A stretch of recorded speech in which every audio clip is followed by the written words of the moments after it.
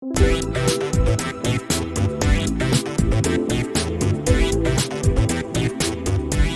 you, Rhiannon. Hello, everybody. Nice to see some familiar faces and some not familiar faces. I'm going to do a feature that I call What's in Store in 2024. That struck me about 15 minutes ago, and that's why the session's not titled that. So this is my Mystic Meg moment, for those of you old enough to remember Mystic Meg, where the crystal ball comes out and I try and predict what the future is going to be. And then in about 11 months' time, we reconvene for our Christmas quiz and everybody laughs at how much I got wrong.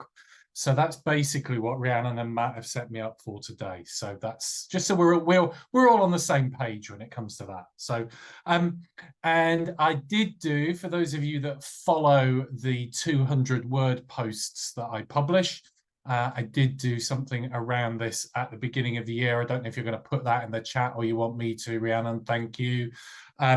Which was just a handful of things that I was kind of looking forward to this year, some of which are work-related, some of which are not work-related, and some of which I'm going to mention in what I'm going to say in the next few minutes. So let's do the big ticket thing. So there are some things that are predictable. Every year we know they're going to happen in the world of volunteering across the UK. The first one of those, you may have seen some announcements being made yesterday, is Volunteers Week is already looming large on the horizon. I don't really want to say the beginning of June is looming large, but it is for a lot of people. And the good news is that it is for the UK Volunteering Forum, which is the 4 peak bodies for volunteering across the 4 home nations of the UK. And that's great because there's some real intensive planning going on for Volunteers Week this year. Whereas in the last couple of years, if you saw my blog on this last year, it's kind of felt a little bit like, oh my goodness, it's the beginning of May. We ought to do something for Volunteers Week. So the first big announcement that was made yesterday is we're no longer tying Volunteers Week to the 1st and 7th of June every year. Hooray! It is now going to be the first working day, the first working Monday of June, which means this year Volunteers Week will be the 3rd to the 9th of June. This helps us completely, well, the idea is it helps us avoid half term, in which Volunteers Week generally falls and which immediately takes lots of volunteer managers out of being involved in Volunteers Week, either because they've got kids or because they've got loads of activities at their organisation that take place in Volunteers Week and in half term. So that's going to be good. Yeah, Michelle, don't book your holidays for Volunteers Week. So that's going to be great. And the other big news is that Volunteers Week is going to be 40 years old. 40 is the new 30. And so I know from a briefing that we had some of the infrastructure bodies that I sit in on within CVO just a couple of weeks ago, that there are plans afoot for new branding and new resources around Volunteers Week. So somebody pointed out to me this morning that the website for Volunteers Week in England hasn't yet caught up with the announcements of the new dates, but expect new material, new branding, new look, new feel, possibly even a theme, which is another thing that I think we could really do with, because we don't really feel like we know what Volunteers Week's for anymore. So all of that should be coming in coming months. So it really does feel like there is a breath of fresh air coming in Volunteers Week. And if Volunteers Week wasn't something to be excited enough on its own, be still your beating heart, we get the return of the big help out. Woohoo! What, no celebration emojis? So the big help out is going to be back at the end of Volunteers Week, 7th to the 9th of June, says Rhiannon. And I think, in many ways, I'm expecting the big help out to be a bit more of a success this year and a bit more effective for us. When I say success for those of us working in volunteer management than it was last year. We've got longer to prepare. It's over 2 days. And I think there were a lot of lessons learned from last year. Plus, it's not tied to an event that is kind of divisive in the public calendar in the way that it was last year. So I think there's going to be some interesting stuff around Big Help Out. One of the things that I know was a challenge for them last year was using Do It as the IT infrastructure for it, which has always been an England-wide system, but hasn't been widely used in England for a few years. and wasn't really ever used in Scotland, Wales, and Northern Ireland. I think what that's done is it's flagged up for them the pretty parlous state of volunteering infrastructure digitally and in organisational terms here in England, at least. And so I'm expecting there to be more effort to engage with local infrastructure.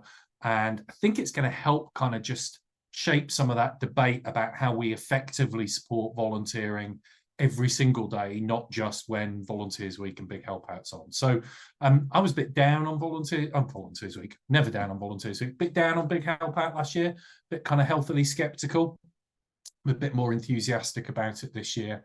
But I do already know that we've got lots of volunteer managers who are saying it's already taking their attention away from the really important day-to-day changes that they need to make. So we need to kind of guard against that. So that's Volunteers Week. That's Big Help Out. The other thing to kind of highlight is if you're in England, we've still got the Vision for Volunteering. And if you're in Scotland, we've still got the Scottish Action Plan for Volunteering. What's kind of scary is that in May of this year, the Vision for Volunteering will be 2 years old, which means we're already a fifth of the way through almost the time frame that we set the Vision for Volunteering out to cover. So I am expecting to see a lot more motion around the Vision for Volunteering. My take on it has been that the last 2 years has really been a lot of information sharing, making people aware of it. We really need to start moving into some action phase. And just as a reminder, the vision's brilliant, but it doesn't have funding behind it. It doesn't have a big infrastructure to make it happen. It's down to all of us. So I think there's going to be lots of stuff coming down the pipeline. That also ties into the fact that there are tenders out at the moment for the development of a volunteering strategy in Northern Ireland, which I'm sure will get more attention now that hopefully the Power Sharing Executive is going to be returning. Nothing if not topical on our HVG events. And there is also a tender out that closes next week for the development of what's called a new approach to volunteering by the Welsh Government. And that's both of those are going to be really interesting pieces of work. They're much more around strategies than the vision and the action plan are, but it's going to mean that every single one of the 4 home nations has got some kind of strategic thinking going on at national level, tied to an extent in varying extent with their devolved governments around volunteering.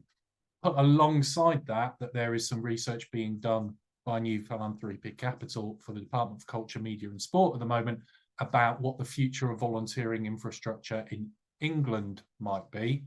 And there is some really interesting potential for how we could see more about supporting volunteering locally and nationally across all 4 home nations, which is absolutely fantastic news. For those of you not familiar with the context, Michelle and I can bore you to tears with the history of local volunteer centres because we've been involved in it for so long. But over the last 14 years, we have seen the local volunteering infrastructure across England pretty much decimated, which then has a knock-on effect in terms of the support to people like you that is able to be provided. So to get some more of that back in would be absolutely wonderful. And then I think the last kind of couple of things to highlight that aren't going to go away this year. And I think we're still going to be struggling with when we reconvene at the end of the year, is the recruitment and retention challenges that many of us are facing and the cost of living challenges that many of us are facing. Cost of living could be in regard to the way that our volunteers choose to volunteer and whether or not they can afford to volunteer. It could be down to our organisational issues, like whether we provide volunteer expenses.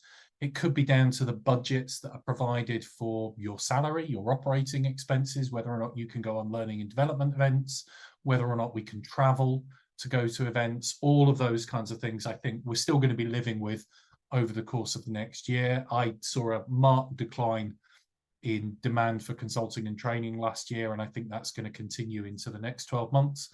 And then the recruitment and retention challenges. The way I've started summing this up, if you have to put it into a sentence, and it's not teaching you anything new, I'm sure you're all familiar with this in one way, shape or form in your organisations, is people no longer want to volunteer on our terms anymore. We have to engage them on their terms. And that is putting a lot of pressure on people like yourself, because you're having to educate your organisation as to that change. and also put the structures and the processes and the infrastructure in place to help them adapt to that, at the same time as trying to convince members of the public. One of the great things for me, and I'll kind of wrap up on this one, that came out of the Time Well Spent research last year that gives me a bit of hope, is that the biggest issue is around perception, and we can change perceptions. So 14% of those people that Time Well Spent spoke to who did not currently volunteer were put off volunteering by a lack of flexibility. 82% of people who did volunteer said their volunteering was more than flexible enough for them. Thank you very much. So for me, that highlights there's this perception gap. If we can educate people, members of the public, that volunteering is more flexible and adaptable than they think it is, at the same time as working to make that a reality in our organisations, that will open up all kinds of potential opportunities for us in the coming year. It's not going to be easy, but it does mean that there's potential to do that. So, and then there's all the other stuff that was in that little article that I shared with you. So I hope that's helpful. It's just some musings. As I say, feel free when we get back together for the Christmas quiz in December to tell me that I got it all wrong. That's absolutely fine.